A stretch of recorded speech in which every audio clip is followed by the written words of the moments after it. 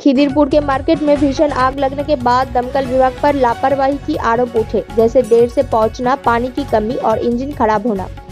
मंगलवार को विधानसभा में अग्निशमन मंत्री सुजीत बोसु ने इन सभी आरोपों को खारिज करते हुए कहा कि दमकल समय पर पहुंचा था, कूड़ी इंजन भेजे गए थे और कर्मियों ने जान जोखिम में डालकर काम किया। मुख्यमंत्री ममता बनर्जी ने मुआवजे का आश्वासन दिया है। उधर मौके पर फॉरेंसिक टीम गए और विपक्ष के नेता शुभेंदु अधिकारी ने प्रशासन की आलोचना करते हुए पीड़ित व्यापारियों के साथ रहने की आश्वासन दिया। नियुक्ति प्रक्रिया में तेजी लाने के उद्देश्य से स्कूल सेवा आयोग में 2 नए उपसचिव पद सृजित किया गया है, जिसे राज्य कैबिनेट ने मंजूरी भी दे दी है। साथ ही खेलकूद और उद्यमशीलता को उत्साहित करने के लिए राज्य में एक नया विश्वविद्यालय स्थापित किया जाएगा, नेताजी सुभाष विश्वविद्यालय ऑफ स्पोर्ट्स एंड एंटरप्रेन्योरशिप।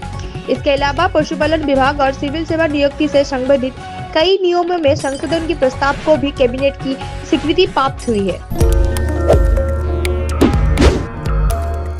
रथ यात्रा के अवसर पर दीघा में जगन्नाथ मंदिर की तैयारियां चरम पर है। 27 जून की रथ यात्रा को लेकर मुख्यमंत्री ममता बनर्जी ने सभी विधायकों को अपने अपने क्षेत्रों में रथ यात्रा आयोजित करने का निर्देश दिया है।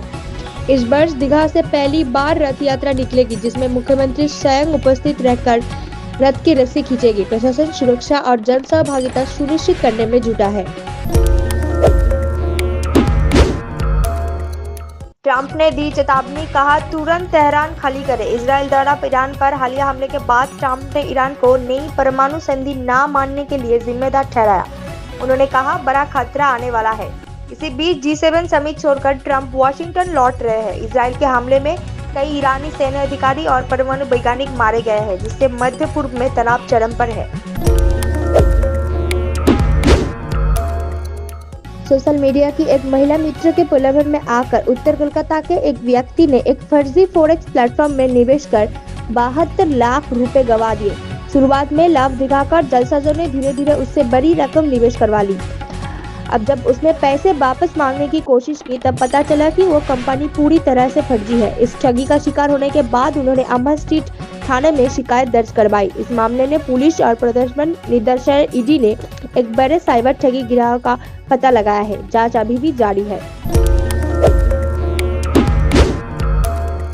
मीनाक्षी मुखोपाध्याय राज्य सचिव पद से हटेगी। वर्धमान गुट आयरंश सरकार का अध्यक्ष और ध्रुवज्योति साहा को सचिव बनाना चाहता है।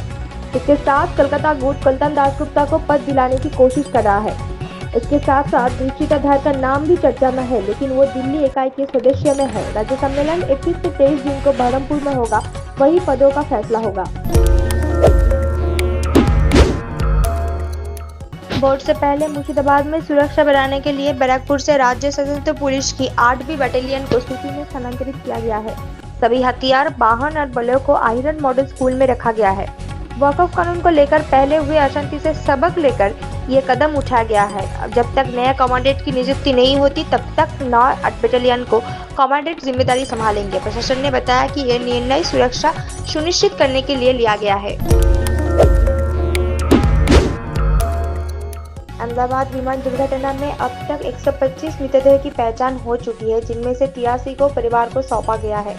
डीएनए परीक्षण का काम गांधीनगर फॉरेंसिक लैब और नेशनल फॉरेंसिक साइंस यूनिवर्सिटी मिलकर कर रही है। पूर्व मुख्यमंत्री विजय रूपाणी की पहचान भी डीएनए जांच से हुई थी और उन्हें राजकीय सम्मान के साथ अंतिम विदाई दी गई। ये दुर्घटना गुरुवार को एयर इंडिया की फ्लाइट AI-171 के टेक ऑफ के कुछ ही क्षण पर मेडिकल कॉलेज हॉस्टल से टकराने हुई, जिसमें कई मेडिकल छात्र भी घायल हुए।